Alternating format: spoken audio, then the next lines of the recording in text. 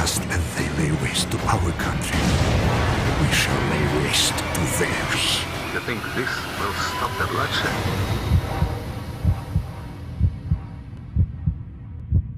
Вы все равно скоро сдохнете.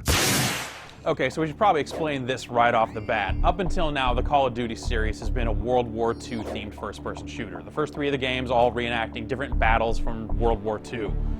But World War II is played out, and the guys at Infinity Ward seem to have figured this out too. That's why Call of Duty 4 has a subtitle, Modern Warfare.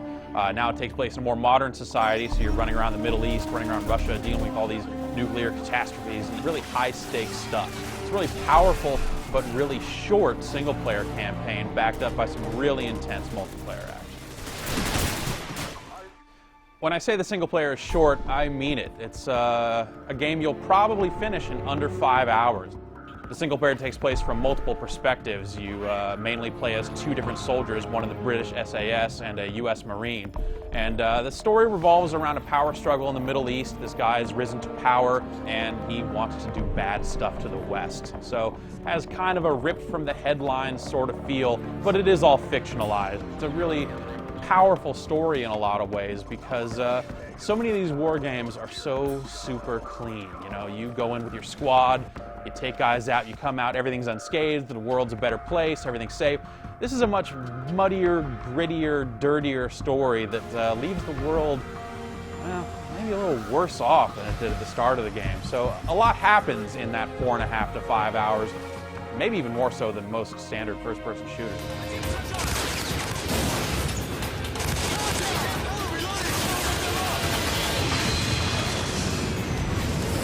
Like some of the other Call of Duty games, the gameplay in Call of Duty 4 is all about aiming.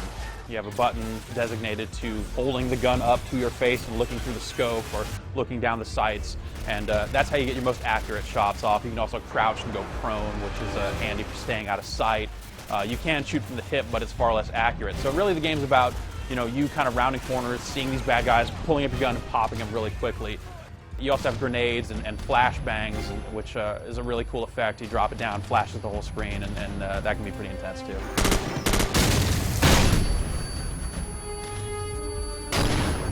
All these same mechanics carry over into the game's multiplayer, which is really, really deep and really nice. You have 16 maps to choose from and a variety of game modes. So the thing that makes the multiplayer really awesome is this kind of persistent character that you're always building. It's a class-based game, but it starts out with a few of the preset classes locked. And as you play, for every kill you get, every time you capture a control point, every time you get an assist, every time you call in a helicopter for support, every little thing you do earns you experience points. And as you level up, you unlock additional classes and the ability to create your own class, which is really probably the coolest part about it, because you can go in and select, you know, which weapon you want to have, which pistol you want to carry, which accessories you want for them, and then also pick your perks. And these traits kind of affect your character in different ways. The first perk set is kind of devoted to your explosives. The other two are a little more all over the place, and they have some really neat things in there that can really differentiate how you play from the way other people's play. It's pretty interesting to kind of customize your character as you go, but none of them really feel out of balance. Even when you get the later ones, you don't feel like a character that's been playing for hours and hours and hours and has unlocked all these perks is going to be more powerful than the base level characters. They just have more options available to kind of juggle their character around a little bit.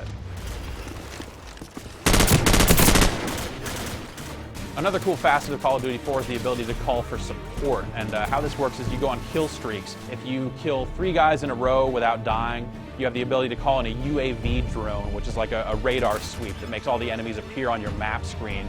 If you can go 2 more kills and get 5 kill streak going, you can then call in an airstrike, which is pretty cool because you can pop up a full map of the level, 3 jets fly over and basically just level that area.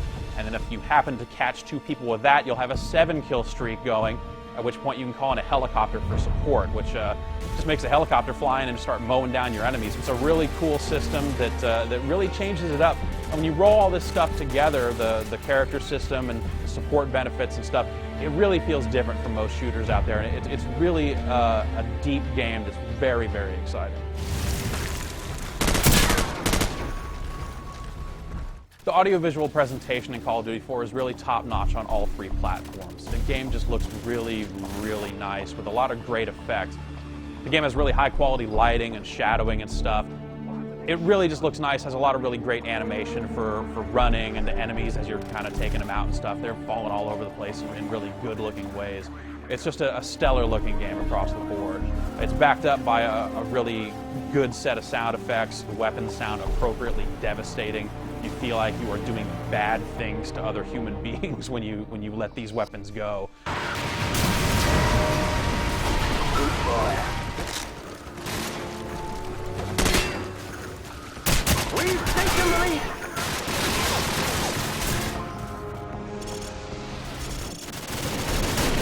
Jackson, get your ass on the line now! We have hostiles moving in from the north! Bravo 6, we're clear of the mine. So the one major knock against Call of Duty 4 is that its single-player campaign is really quite short. It's maybe about half as long as the average shooter hitting the market today. But a lot of that is mitigated by the fact that the quality of that single-player campaign is really, really over the top. When you add in the multiplayer that just offers a ton to do and see and a lot of things to unlock, you're looking at a very high-quality first-person shooter that is most definitely one of the year's best.